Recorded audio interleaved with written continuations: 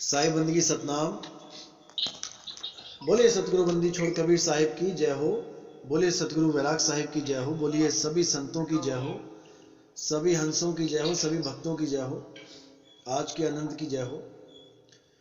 तो आज जो हम सत्संग करेंगे वो आज सत्संग करेंगे निज स्वरूप पे, कि क्या होता है निज स्वरूप, जिसको भूल जाने के कारण हम बार बार योनियों में भटक रहे हैं, बार बार जन्म मरण में उलझ रहे हैं। अगर हमें निज स्वरूप का बोध हो जाए तो हमें कोई भी दोबारा किसी जन्म मरण में आने की जरूरत नहीं पड़ेगी। सारा मुद्दा निज स्वरूप का है कि तुम आखिर हो क्या, हम कौन हैं। अगर हमें यह पता लग जाए कि हम कौन हैं तो हम कहां से आए हैं यह भी पता लग जाएगा। और वो कौन बताएगा? वो भेदी गुरु बताएगा। अभी तो हमें यही नहीं पता लग पा रहा कि हम कौन हैं, हम इसी में उलझे पड़े हैं। हम अपने आप को शरीर मान रहे हैं कि मैं एक शरीर हूं। जब तक मैं अपने आप को शरीर मानूंगा, जब तक मैं सत्य को प्राप्त नहीं कर सकता। जब तक मैं अपने आप को शरीर मानूंगा तब तक मैं अपने परमात्मा को भी शरीर मानूंगा, मैं अपने परमात्मा को भी देह मानूंगा, क्योंकि मेरी बुद्धि का स्तर देह से ऊपर नहीं उठ पा रहा है। मैं देख रहा हूं कि मेरे दो हाथ दो पैर हैं, पेट है, छाती है, सिर है, तो मैं कल्पना में जी रहा हूं कि मेरा परमात्मा भी ऐसा ही होगा। जैसे पिता होता है वैसा ही पुत्र होता है। इसलिए बार बार जन्म और मरण में आ रहा हूं, शरीरों के चक्कर में आ रहा हूं। लेकिन जब हमें ऐसा भेदी गुरु मिल जाता है जो हमें यह बता देता है तुम शरीर नहीं हो, जब हमें ऐसा भेदी गुरु मिल जाता है जो हमें बोध कराता है कि तुम शरीर नहीं हो, तो फिर हमें समझ में आ जाता है कि जब मैं शरीर नहीं हूं तो मेरा परमात्मा भी शरीर नहीं है। और उसी भेदी गुरु को निहि तत्वदर्शी संत कहा जाता है। एक होता है तत्वदर्शी संत, एक होता है निहि तत्वदर्शी संत। तत्वदर्शी संत आपको यह बताता है कि आप तत्वों के बने हो और आपका जो शरीर है वही आपका असली स्वरूप है, और जो आपका भगवान है, परमात्मा है, वो भी सह शरीर है, वो भी शरीर में ही है। वो सतलोक नामक किसी लोक में बैठा है और कुर्सी लगा के बैठा है, सिंहासन पे बैठा है। जबकि हर संत ने क्या बताया है कि परमात्मा का कोई स्वरूप, कोई शरीर नहीं है। वो 5 तत्व 3 गुण 25 प्रकृति से न्यारा है। इसी को अच्छी तरह समझना है कि 5 तत्व 25 प्रकृति 3 गुण से न्यारा क्या होता है। जितने भी शरीर हैं A to Z, कोई भी शरीर है, चाहे वो किसी देवी देवता का है, चाहे वो किसी पीर पैगंबर का है, चाहे वो किसी साधु संत का है, महात्मा का है, वो सब के सब शरीर साकार रूप कहलाते हैं। और साकार रूप किससे बना होता है? 5 तत्व 25 प्रकृति 3 गुणों से। तो इसीलिए क्योंकि हम सब साकार रूप में आ चुके हैं, यहां पर हम बंधन में पड़ चुके हैं, इसलिए परमात्मा भी यहां पर साकार रूप में आकर हमें ज्ञान समझाता है। क्योंकि हम इंसान हो गए हैं, इंसान बन चुके हैं, इंसान इंसान की भाषा समझता है। कोई कुत्ता बिल्ली हाथी घोड़ा बन के परमात्मा आएगा, हमें समझाएगा, हम समझ ही नहीं पाएंगे। इसलिए परमात्मा हमारा ही रूप धारण करके, यानी हमारे जैसा शरीर धारण करके आता है और हम लोगों को ज्ञान समझाता है। इसलिए बोला कि दीसे देही और कहो विदेही। ये कैसे हो सकता है? आप कहते हो कि आपका कोई रंग रूप नहीं है, शरीर नहीं है। कबीर साहब आपकी तो शरीर भी दिखाई दे रहा है, धर्मदास जी बोले। तब कबीर साहब ने बोला कि धर्मदास ये केवल दिखने में आ रहा है, ये मेरा 5 तत्व 25 प्रकृति 3 गुणों से न्यारा शरीर है और 5 तत्वों की काया से रहित है, इसलिए 5 तत्वों के भोजन से भी दूर है, 5 तत्वों का भोजन भी नहीं करता। इसीलिए बोला गया है कि पानी से पैदा नहीं, श्वासा नहीं शरीर, और अन्न आहार करता नहीं, वाको नाम कबीर। गगन मंडल से उतरे साहिब सत्य कबीर, और जलज माही पौड़न की, ये दोनों दीन के पीर। वो दीन, दोनों दीन का पीर, वो बंदी छोड़, वो कमल के फूल के ऊपर उतरता है। इसलिए उतरता है क्योंकि कमल का फूल गंदगी में रहता है, लेकिन गंदगी में रहता हुआ भी गंदगी से ऊपर होता है। गंदगी छू नहीं सकती उसको, कीचड़ छू नहीं सकता। इसी प्रकार इस गंदे लोक में, इस काल के लोक में कबीर साहब आते हैं हमें सत्य का संदेश बताने, लेकिन इस लोक की गंदगी उनको छू नहीं पाती। वो चारों दाग से रहित होते हैं। जैसे मैंने पहले बताया था, चार दाग क्या होते हैं, कि चार दाग से सतगुरु न्यारे, अजरो अमर शरीर, और कोई गाड्डे कोई अग्नि जरावे, ढूंढ ना पाया शरीर, जपोरे मन केवल नाम कबीर। उन्हीं चार दागों से न्यारे वो बंदी छोड़ सतगुरु कबीर साहब, वही हमारे परमपिता परमात्मा हैं साकार रूप में। अगर वो साकार में है तो हम उस साकार रूप में उनको मानते हैं, गुरु मानते हैं, लेकिन असल में उनका कोई रंग रूप नहीं है। वो केवल हम जीवों को जगाने के लिए आए हैं साकार रूप में। असल में वो शब्द स्वरूपी राम है। इसीलिए वो बार बार कहते हैं वाणी में, हम हैं शब्द शब्द हम माही, और हमसे भिन्न और कछु नाही। कि मेरा असली स्वरूप क्या है, शब्द, मैं ही शब्द हूं, और शब्द ही मुझसे निकलते हैं। जितने भी शब्द हैं ये सब उसी आत्म स्वरूप से निकल रहे हैं। अब यहां दोनों शब्दों का निबेड़ा कर लेना है आपने, कि उस शब्द को मान रहे हो कि जो असली स्वरूप है मालिक का, या उस शब्द को मान रहे हो जो उनके द्वारा प्रकट किए जा रहे हैं, 52 अक्षरी शब्द। इसी में निबेड़ा कर लेना है, इसी में सत्य असत्य का निबेड़ा हो जाएगा। कि भाई 52 अक्षरों को सत्य मानना है, गुरु मानना है, जो गुरु जी ने दिए हैं नाम 52 अक्षरी, अलग अलग गुरुओं ने, उसको गुरु मानना है या शब्द को गुरु मानना है, ये आप विचार कर सकते हो। तो मेन मुद्दा क्या है, हमारा असली स्वरूप, जिसके साहिब ने बोला कि आपन पो आप ही से बिसरे हो, यानी खुद ही खुद से बिसर गए हो, खुद ही अपना असली स्वरूप भूल गए हो। आपन पो आप ही बिसरे हो, जैसे स्वान कांच मंदिर में भ्रमते भूख मरे हो। जैसे किसी कुत्ते के आगे शीशा लगा दो तो अपने प्रतिबिंब को देख के भौंकना शुरू कर देता है, क्योंकि वो अपने प्रतिबिंब को असल मान बैठता है कि कोई असली कुत्ता आ गया। ये वो अपने आप को नहीं जानता कि जो दिखाई दे रहा है वो मेरा ही प्रतिबिंब है।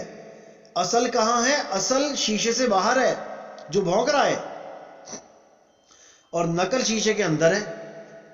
अपने स्वरूप को नहीं जानता, इसलिए शीशे के अंदर वाले कुत्ते को भौंक रहा है और भौंक भौंक के मर जाता है। इसी प्रकार जैसे हम हैं, हमारा स्वरूप क्या है, अजर अमर अविनाशी। हम अपने स्वरूप को तो जान नहीं पा रहे हैं, और जो हमारा शरीर है वो क्या है, वो नकल है। नकल मरने जा रही है, नकल मर रही है, नकल को गोली लग गई तो असल डर रहा है कि हाय मैं मर गया, जबकि उसको पता है कि उसको गोली नहीं लगी है, उसके प्रतिबिंब को गोली लगी है, यानी कि उसके नकल को गोली लगी है, उसके शरीर को गोली लगी है। शरीर तो वैसे भी छोड़ना है। शरीर छोड़ने का मतलब ये नहीं कि आप मर गए, नहीं, आप शरीर छोड़ते रहोगे, दोबारा पैदा करते रहोगे, छोड़ते रहोगे, पैदा करते रहोगे। ये कल्पना मात्र से शरीर पैदा हो जाता है, केवल कल्पना मात्र से। जब आप सो जाते हो इस शरीर में, तब एक शरीर कहां से आ जाता है, ये शरीर तो सो रहा है, वो शरीर कौन पैदा करता है? अंदर बिल्डिंगें बन जाती हैं, एकदम नदी नाले बन जाते हैं, वो किसने बनाए? बाहर आप देखोगे कोई बिल्डिंग है, वो तो इंसानों ने बनाई है, चलो ठीक है, मिलके। जो अंदर सपनों में बिल्डिंगें बन गई हैं, वो किसने बनाई?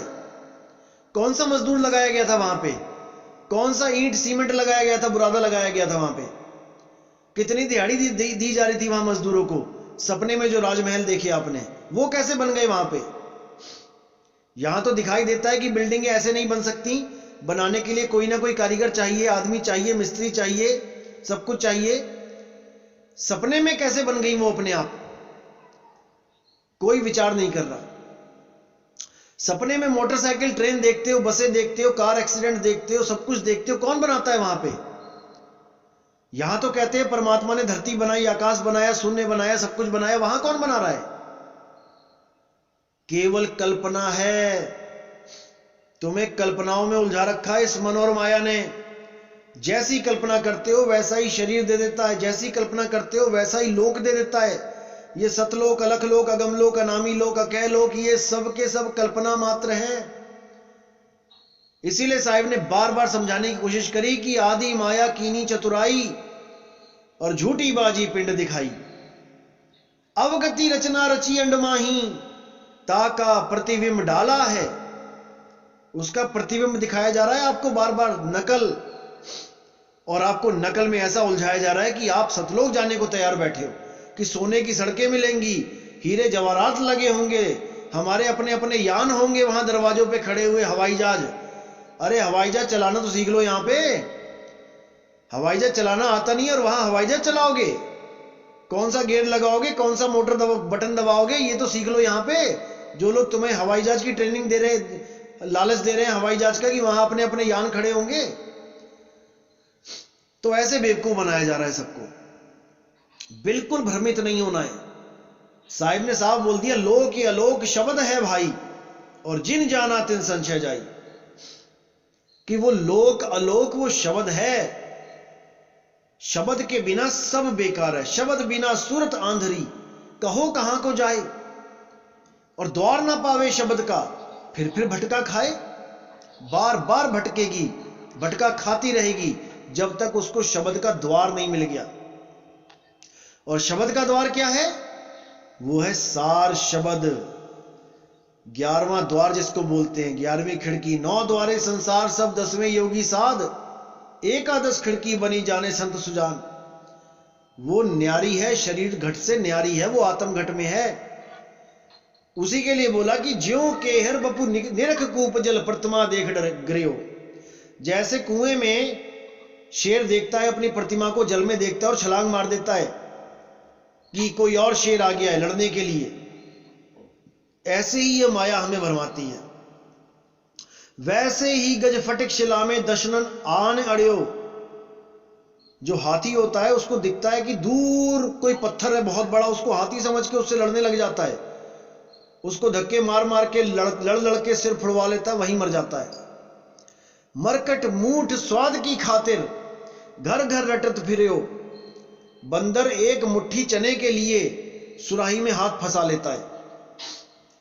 जो बंदर पकड़ने वाले होते हैं वो क्या करते हैं, सुराही जमीन में गाड़ देते हैं, उसमें थोड़े से दाने रख देते, छोले, और थोड़े से चने छोले जमीन के बाहर फैला देते हैं, मटके के आसपास, सुराही के आसपास। वो बंदर जब खाता है तो देखता है कि ये छोले कहां से गिरे हैं, तो देखता है कि वहां पे सुराही पड़ी है। सुराही में हाथ डाल देता है, हाथ डालता है खुला हुआ, और अंदर मुट्ठी बांध लेता है चने की। जब मुट्ठी बांध लेता है तो हाथ फंस जाता है, मुट्ठी फंस जाती है। अब लालच, एक मुट्ठी भर चने के लालच में मुट्ठी नहीं खोलता है, और उसको लगता है मुझे किसी ने पकड़ लिया, मुझे इस मटके के अंदर किसी ने मेरा हाथ पकड़ लिया। क्योंकि हाथ तो मेरा सीधा चला गया था, लेकिन सीधा चला गया था, वापस क्यों नहीं आ रहा है? वापस इसलिए नहीं आ रहा क्योंकि उसने मुट्ठी बांध ली है। अब उसको यह नहीं समझ में आ रहा कि मैंने मुट्ठी बांधी हुई है, किसी ने पकड़ा नहीं है। इसी प्रकार हमने इस शरीर को पकड़ा हुआ है, इस मन को पकड़ा, इस माया को पकड़ा, 3 गुणों को पकड़ा है, 5 तत्वों को पकड़ा, 25 प्रकृतियों को पकड़ा है। हमने पकड़ रखा है इनको, हमें नहीं पकड़ सकता कोई। इसीलिए अगली लाइन में साहिब ने बोला, कहें कबीर ललनी के सुगना। अरे तो ही कौन पकड़े हो, तुझे कौन पकड़ सकता है? तू उड़ारी तो मार एक बार। एक पक्षी को आप क्या पकड़ोगे बताओ? कोई पक्षी खेत में बैठा है, तुम उसको पकड़ने जाओगे, वो 2 मिनट में उड़ जाएगा। तुम क्या उड़ जाओगे इसके पीछे पीछे? कुछ नहीं कर सकते। वो कैसे पकड़ा जाता है? वो पकड़ा जाता है बुद्धि के द्वारा।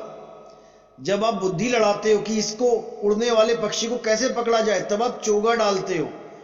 और आप नहीं पकड़ते हो पक्षी को, पक्षी आके चोगे को पकड़ता है, और चोगे में उसके जाल होता है, और पक्षी चोगे को पकड़ते ही जाल में फंस जाता है।